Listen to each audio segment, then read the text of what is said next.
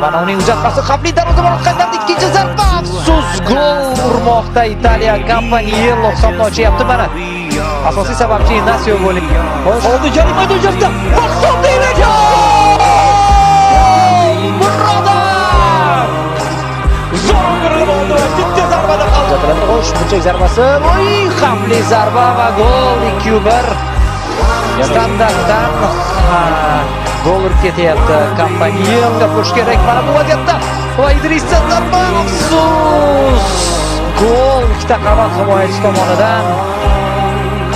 Layev tepmadi. Shukurulayev mana pas Hasanovga zarba berib gol! Golgacha 10 soniya qolgan. Erbekda 3-2 biz Italiyaga qarshi o'yinda munosib boshlik ko'rsatdik.